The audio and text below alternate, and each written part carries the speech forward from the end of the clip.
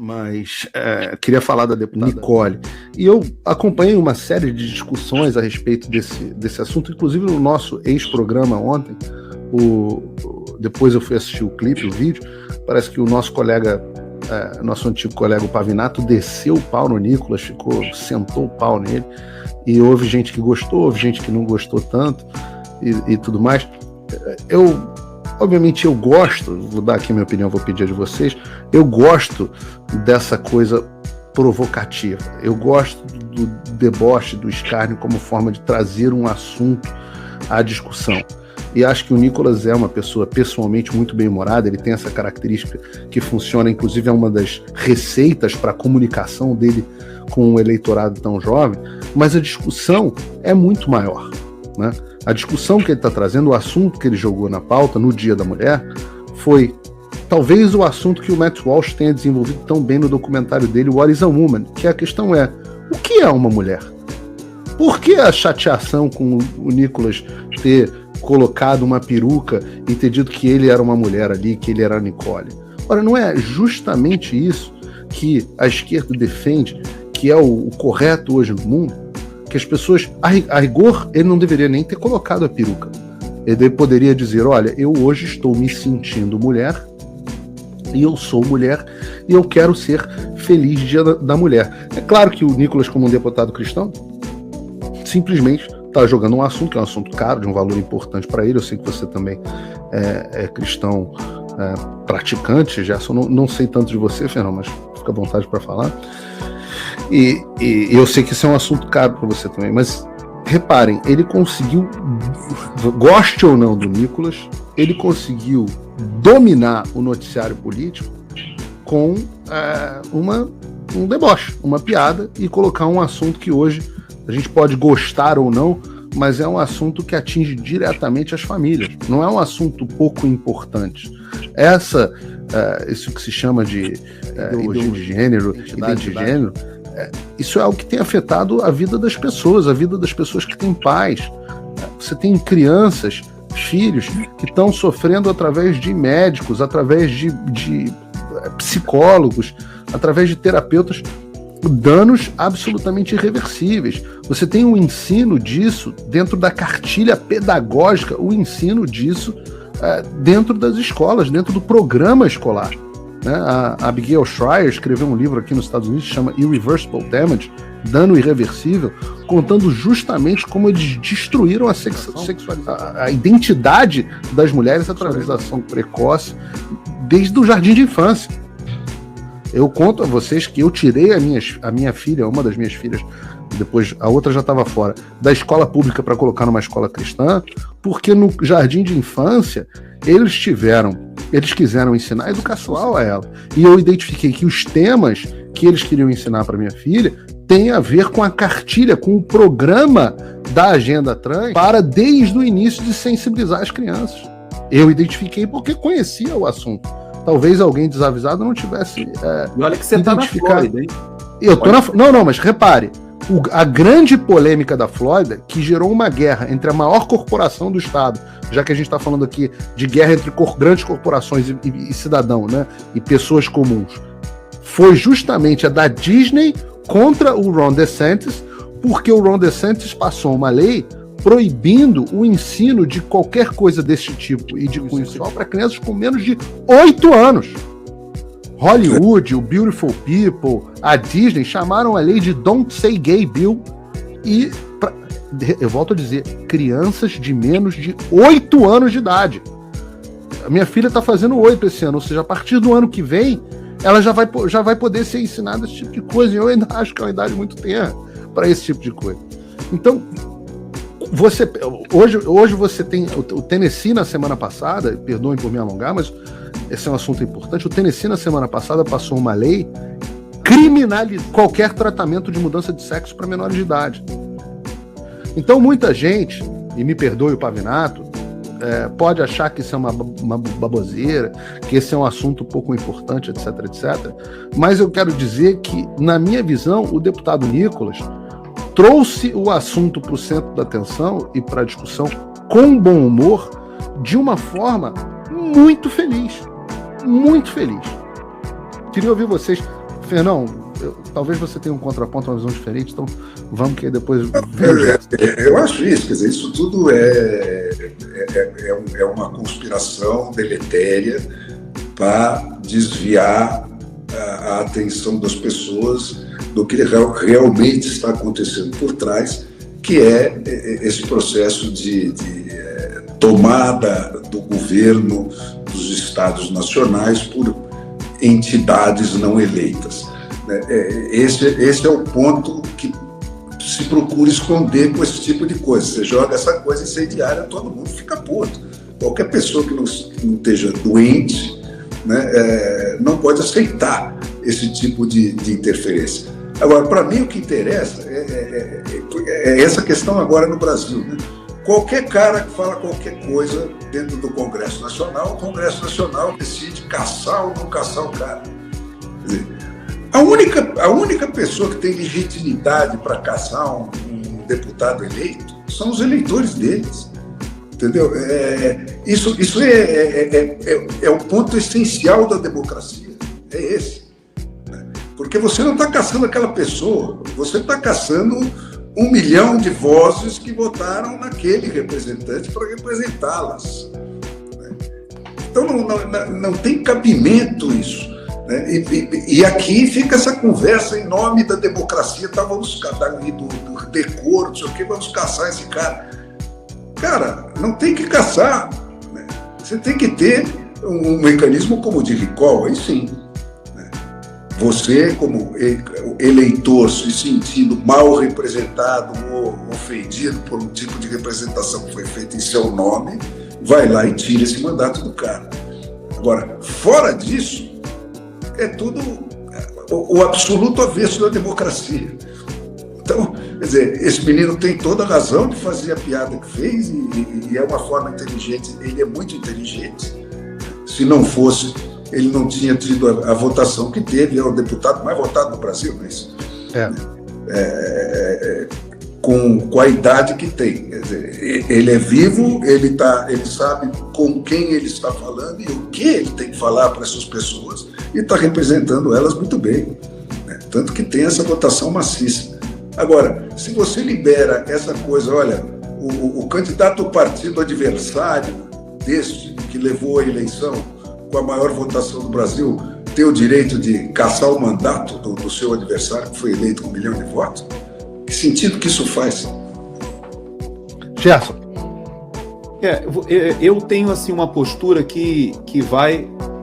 nós dois temos posturas diferentes, né, normalmente em relação a isso. Eu me considero um conservador um pouco mais raiz. Você já, na minha... Você está me chamando de Nutella, já? Não, você não. Eu te considero um híbrido, que seria o conservador revolucionário, mas a gente fala sobre isso outro dia. Mas é o que gosta mais de chutar na canela, tal. Eu tenho uma postura um pouco mais sóbria, né? Do que você, e eu reconheço que a gente acaba que meio que se complementa muitas vezes em alguns assuntos. Mas, e nesse assunto do Nicolas, eu tendo a discordar do Nicolas somente naquela proposta que ele fez há pouco tempo aí de tentar controlar o preço de artigos em áreas de catástrofe, etc. Eu acho que alguém cantou essa bola para ele e entrou numa bola furadíssima. Como é que foi a proposta? O Nicolas, ele propôs, por causa da questão da água mineral que estava sendo vendida ali em Ilhabela, ali na área, quando teve aquela chuva lá que a gente conversou sobre isso há uns 2 programas atrás, o Nicolas caiu na besteira de propor aí um controle de preços de determinados itens de primeira necessidade em áreas de catástrofe e coisas desse tipo. Matou a aula de economia. Aí ali ele deu uma escorregada, pisou na bola ali. Não vai acertar sempre. Com exceção dessa proposta, que eu acho que ele foi infeliz, eu entendo o seguinte: é um parlamentar jovem que usa uma linguagem e um tipo de comunicação que eu e o Fernão, por exemplo, nós apoiamos bastante. A gente tem sempre que ter ajuda de terceiros para a gente se adaptar, né? Para a gente conseguir usar essas ferramentas que você usa com desenvoltura, e o Nicolas também, de Instagram, de redes sociais, etc. Eu não uso porque o Xandão tomou minhas redes, então não uso mais. Pois é, mas o Nicolas, a gente tem que reconhecer o seguinte, ele não é um fruto somente de redes sociais. Quem acompanha o trabalho dele, ou quem acompanhou o trabalho dele como vereador, vai perceber que ele fez um monte de propostas, fez diferença e foi um excepcional vereador. Então, me surpreendeu, porque eu fui pesquisar. Eu pensei, será que esse garoto tem conteúdo, ele tem substância? E ele fez um trabalho como vereador excepcional. Nesse já comecinho de legislatura, desse, vamos dizer assim, que ele está debutando como deputado federal, se você for pesquisar, a quantidade de ações que esse garoto já fez desde que ele chegou, me surpreendeu também. Um monte de propostas, já se engajou em uma porção de debates, discussões. Então, me parece que alguém que chegou para fazer um papel que nós reclamávamos daqueles representantes ditos conservadores que estavam no Congresso Nacional e não apareciam, lamentavelmente. Agora, essa questão de colocar peruca, etc., ir para a tribuna, ela tem uma finalidade que é caricata, mas ela traz ao debate coisas muito sérias. Primeira coisa é que o lugar de fala. Isso é um absurdo, porque o homem não poderia, no Dia da Mulher, homenagear as mulheres. Aliás, eu vou falar para vocês, os textos, eu vi um do Nelson Freitas maravilhoso, e outros, os mais bonitos textos de homenagem ao Dia da Mulher que eu ouvi nesse Dia da Mulher foram de homens que gravaram mensagens. Então, esse negócio de lugar de fala, que o homem não poderia se manifestar, isso é uma tremenda de uma bobagem. Segunda coisa, que eu acho que o Nicolas foi muito feliz, quando ele bota a peruca, ele fala, bom, agora eu quebrei a questão do lugar de fala. E eu também vou entrar numa outra discussão que é muito mais séria, que é a questão de você se auto-identificar como mulher.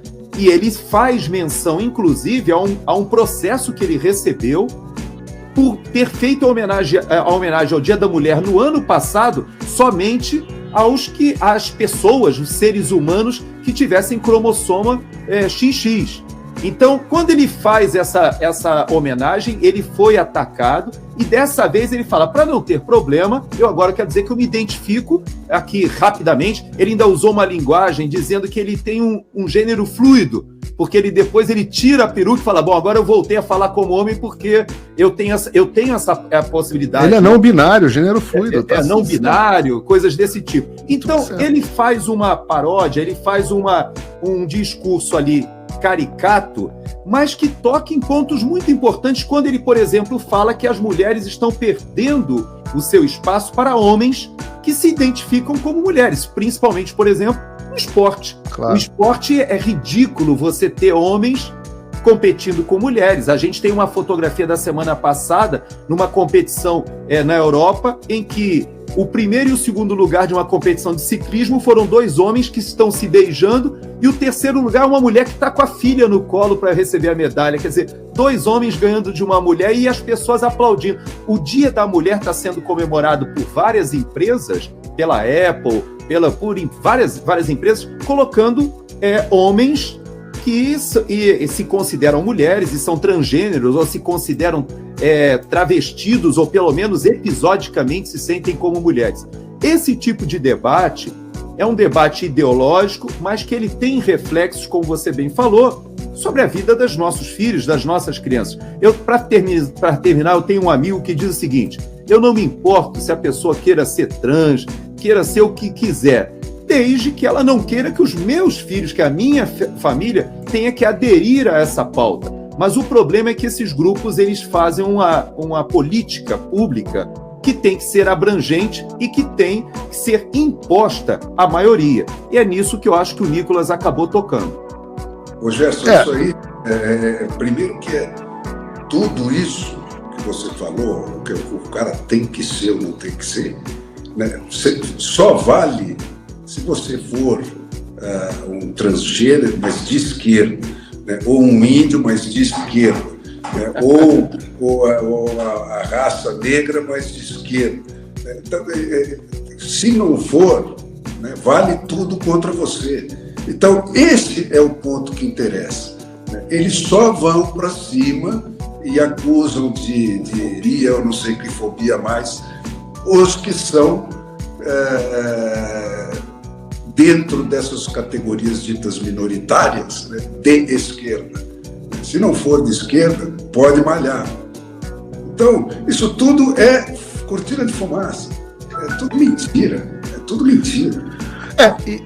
Existe também claro que existe uma ideia marxista de oposição entre oprimidos e opressores, etc., e a própria negação da realidade, né? Porque o problema todo não é simplesmente eles querem poder se identificar da forma qualquer, né? Você tem algumas questões por trás disso. Primeiro, existe uma crueldade com as pessoas que estão sofrendo de um problema psicológico de disforia de gênero, que precisam ser tratadas, pessoas que precisam de tratamento, acomodação, tratamento, etc, etc. Mas você não resolve esse problema dizendo que uma pessoa que se sente mulher e é um homem é de fato uma mulher. O que traz um outro problema, que é o problema que o Matt Walsh chama a atenção, que é a da necessidade que eles têm da negação da realidade. É isso aí.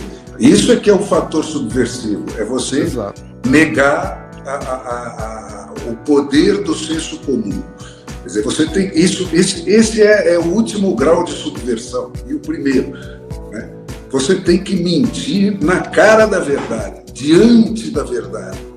Entendeu? Porque aí você desestabiliza o cara e fala, pô, eu não confio mais no meu próprio critério. Né? Porque aquilo que eu estou enxergando não é o que eu estou vendo. Né? Então, é disso que se trata. Né? Com a conotação covarde, né, de jogar esse tipo de desestabilização para cima de criança. Né? Porque para cima de adulto não cola. Encontros de show para bebês na semana passada, inundaram a internet. Eu queria girar. Covardia nojenta.